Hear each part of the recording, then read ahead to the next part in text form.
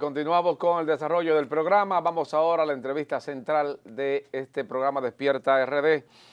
José Horacio Rodríguez, el diputado por Alianza País, por el Distrito Nacional, nos acompaña en esta mañana. Bienvenido, Horacio. Buenos días, bienvenido. Muy buenos días, muchas gracias por la invitación. Es un gran gusto comenzar este miércoles acá en Despierta RD compartiendo con ustedes. Muy bien, muy bien. Diputado joven, Sí, claro. diputado activo, el hombre con que bríos. propuso, se le fue adelante a todos los partidos Sí. con el tema de la prohibición del matrimonio infantil, que logró ya pasar por ahí, y ahora me imagino que tienes otros nortes. Cuéntanos de los proyectos que se están desarrollando, porque hay uno que está en la palestra que lo leímos ahí, pero quiero que seas tú que me lo digas. Hay muchos proyectos que se están trabajando ahora mismo en el Congreso Nacional. El Congreso ha estado sumamente activo. Yo puedo mencionar que estamos trabajando en la comisión bicameral que está estudiando el proyecto de ley de ordenamiento territorial y uso Ese del es muy suelo. importante. Esa comisión la preside la senadora del Distrito Nacional, Farideh Raful, y hemos estado trabajando en ¿Es ese bicameral? proyecto. Es bicameral, Ok. sí. Estamos trabajando en la Comisión de Medio Ambiente en el proyecto de ley de aguas, que sabemos que tiene mucho tiempo en el Congreso y de nuevo estamos estudiándolo ahora.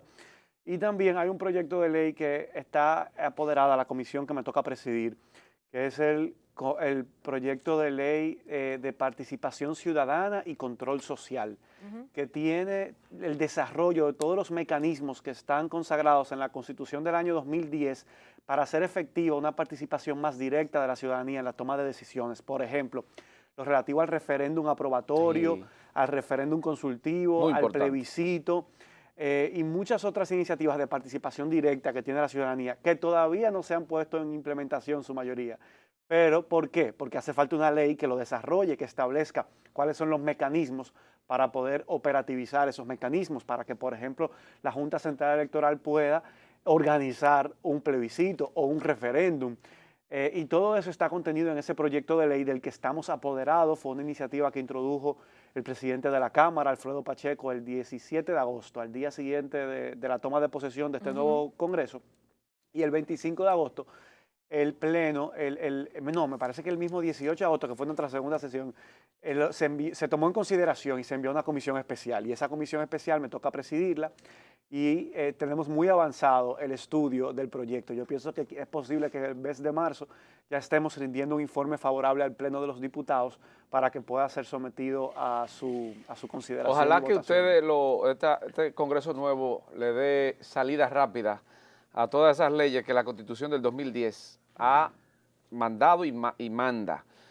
Pues son unas 100, 200 leyes que hay que adecuar a la Constitución, y eso que acaba de mencionar Es una de ellas. es parte del mandato de la Constitución del 2010 que no se ha cumplido. No se ha cumplido.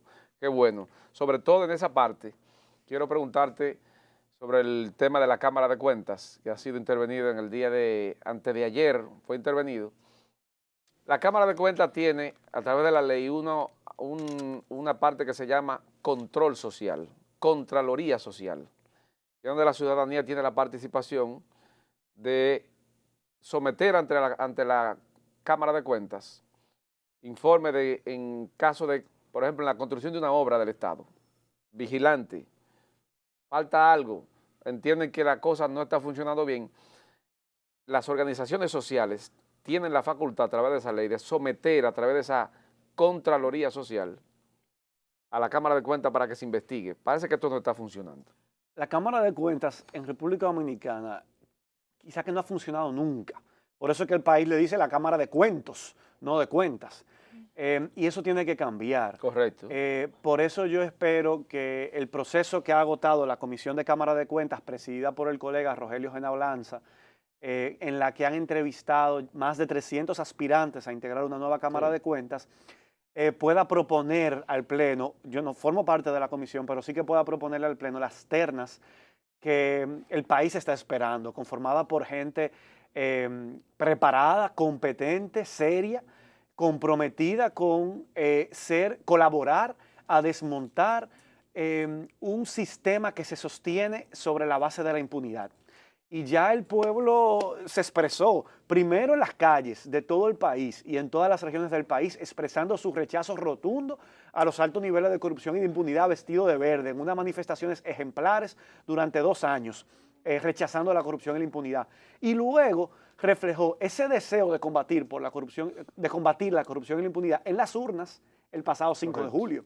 también lo expresó, porque parte de esa ola que sacó al Partido de la Liberación Dominicana del poder fue motivada por los altos niveles de corrupción y el rechazo a esa corrupción administrativa. Eso se reflejó entonces en la designación de una Procuradora General de la República sin lazos o vínculos partidarios directos, con una alta solvencia moral, reconocida por la sociedad, con una trayectoria en la judicatura, que culminó en la Suprema Corte de Justicia, me parece que como segunda sustituta del presidente, y fue entonces elegida sin apegos políticos. Y se espera que esta conformación de esta Junta de esta Cámara de Cuentas reúna ese criterio de que sea de alta solvencia moral, de alto compromiso con la lucha contra la corrupción y la impunidad y de alta competencia y preparación.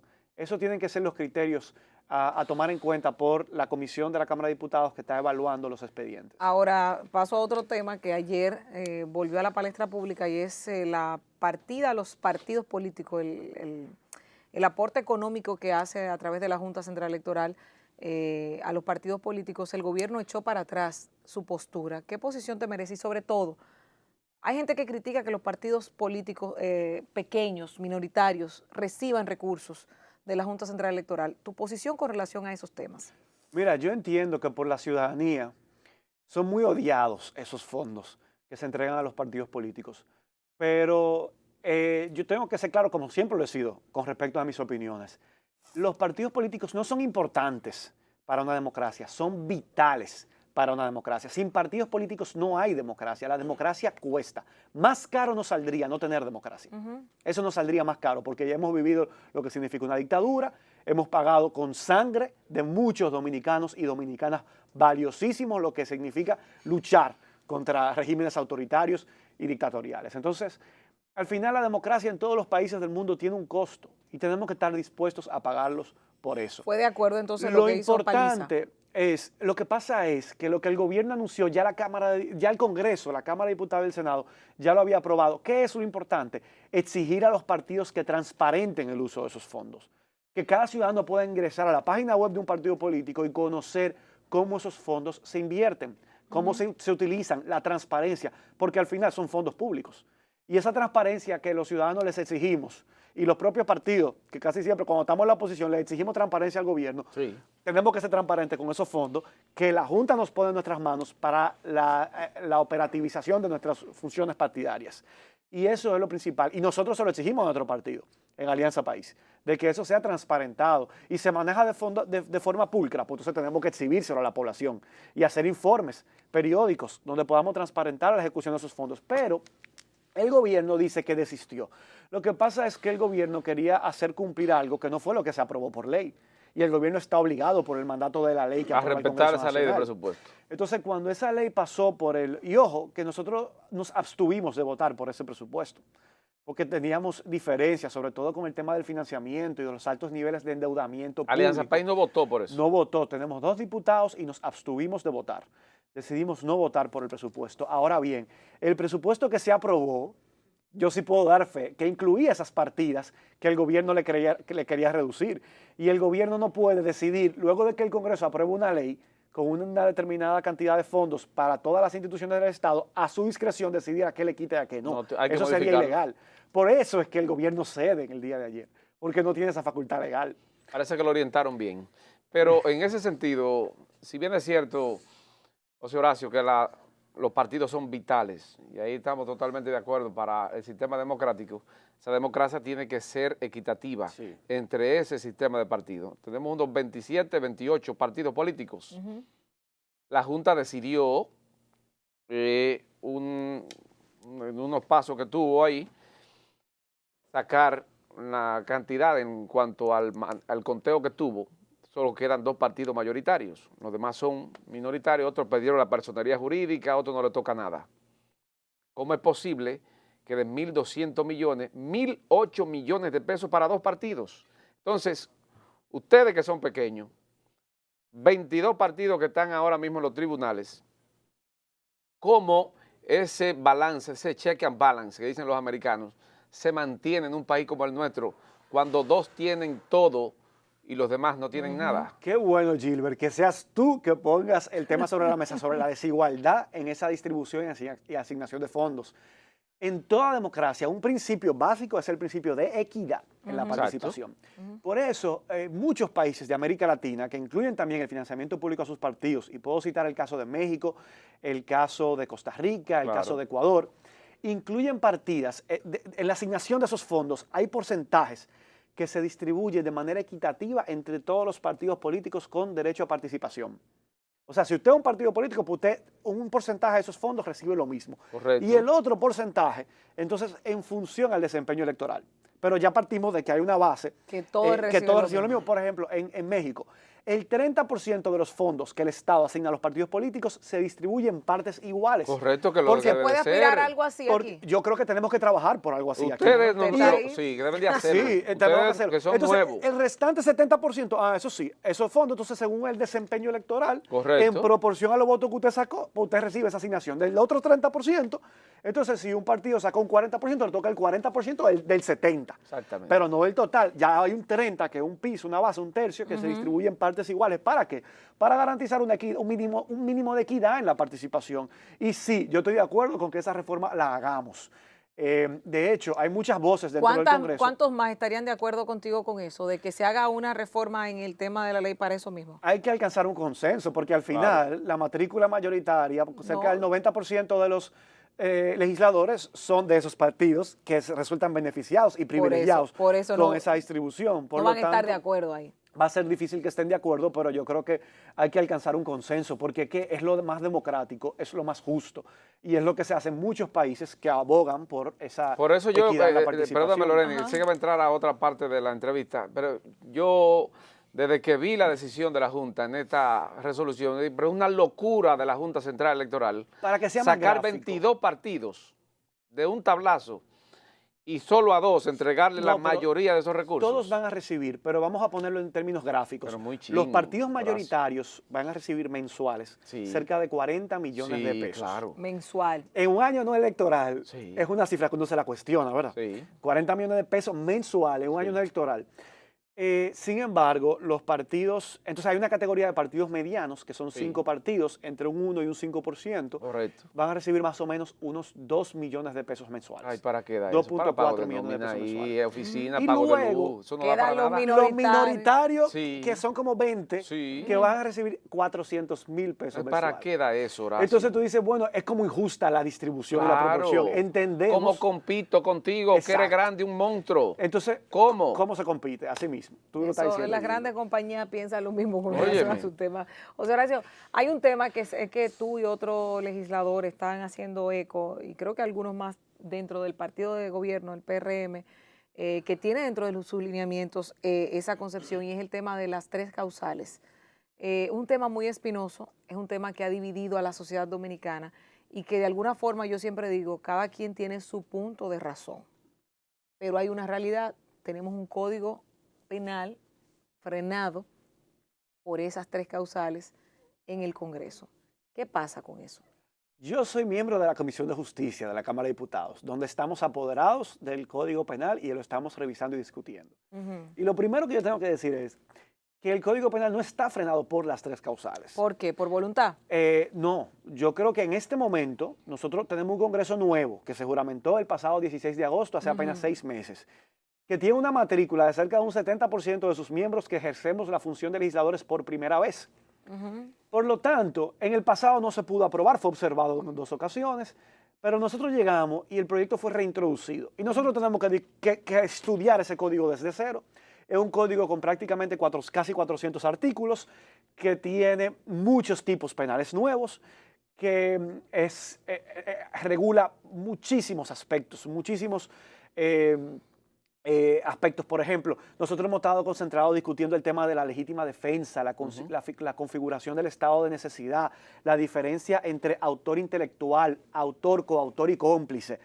Hemos estado discutiendo y aprobando nuevos tipos penales como los crímenes que se dan utilizando el ácido del diablo, que hoy en día no está tipificado en la República Dominicana, el tema de los feminicidios, la violencia basada en género, el sicariato. los delitos contra menores de edad, Sí. que van vinculados al tema del matrimonio infantil. El cúmulo de penas. El cúmulo de penas que se aumenta Sí, la pena máxima a 40 años Sí. con cúmulo de penas hasta 60. A 60. Todo eso, los crímenes de odio, lo hemos estado discutiendo, analizando artículo por artículo, leyendo. Cada artículo genera un debate y una discusión. Ahí tienes razón. Si y es nosotros no lógico. hemos podido rendir informe, no es por las 3 causales, es porque es un código sumamente amplio, sumamente extenso, que para nosotros, muchos diputados que somos nuevos, el código es nuevo. Claro. Claro, hay diputados que han estado en 3 comisiones anteriores que lo han discutido. Ellos lo conocen muy bien, pero nosotros no. Sí, pero tienes un tema ahí, porque tú dices que ustedes, el 70% serían nuevos, pero las 3 causales son las que han detenido. En que el caso de los nuevos tal vez no les acuña esto, pero tenemos un código de la época napoleónica que no se ha podido actualizar y cada vez que se va y se remite o se mandó al Poder Ejecutivo se devolvía por el tema de las causales. Si tú me preguntas a mí, eso ha sido una cortina de humo. Entonces, ¿qué es lo que tiene detenido el código? Y sobre todo, ¿cuál va a ser la posición de este grupo, esta camada nueva de legisladores, en el caso de las 3 causales, sobre todo por los obispos que ya han emitido una información? Y yo siempre digo, sáquenlo de la iglesia y vámonos a la Constitución. En la Constitución, ¿ustedes están de acuerdo con esto o habría que modificar la Constitución para el tema de las 3 causales? Mira, Alianza País ha fijado una posición a favor de la aprobación de un código penal que garantice el derecho a la salud, a la vida y a la dignidad de las mujeres, permitiéndole que en circunstancias excepcionales, indeseables, crudas, que sean las familias que se vean enfrentadas ante esas difíciles situaciones las que puedan elegir qué situación tomar ante una violación o un incesto, ante un embarazo que ponga en peligro la vida de una madre o de una mujer, o ante un embarazo inviable, es decir, que la criatura nacerá muerta sin vida. Que en esas circunstancias indeseables, excepcionales y difíciles para afrontar para cualquier mujer o familia que se vea enfrentada, que cada familia pueda decidir en libertad qué decisión tomar, aconsejada por sus médicos y personal de salud. Correcto, correcto. Eso es lo que nosotros defendemos. Y eso lo protege también la Constitución de la República. ¿O acaso la Constitución de la República se lee solamente un artículo fuera de, y no integral como un todo? La Constitución de la República tiene el artículo 37 que habla de la vida desde la concepción, pero la Constitución de la República tiene otros artículos que protegen la salud, la dignidad y la vida de las mujeres, que estos son también artículos fundamentales que están en la Constitución de la República. Sí. Y tú tienes que leer eso en un texto, en una armonía un texto con otro.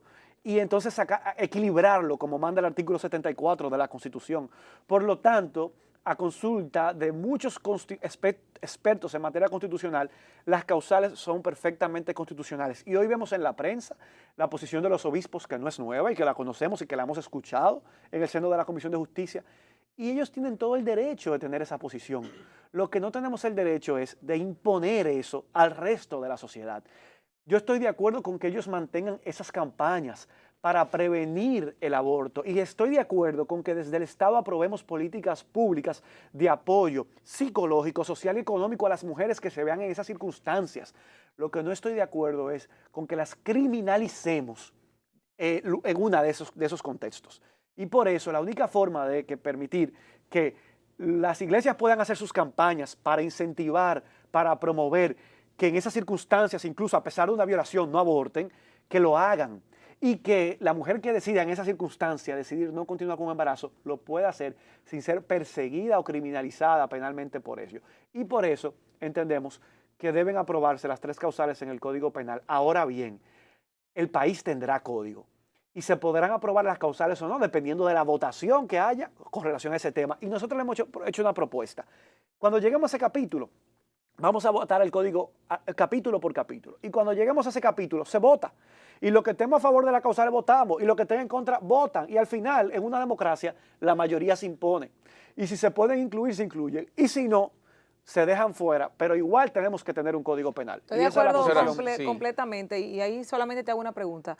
La falta de institucionalidad aquí en la República Dominicana no haría que se colaran, si se aprueba, por ejemplo, las causales, de que todas las mujeres que quieran abortar, que el promedio dicen que son más de 60.000 abortos que se practican al año aquí, se puedan ir por ahí, de que bueno, me violaron o viene con una malformación o viene...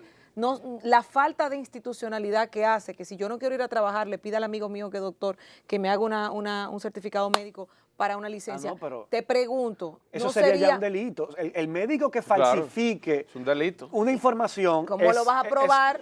No, eso se puede probar porque además se tienen que establecer los protocolos.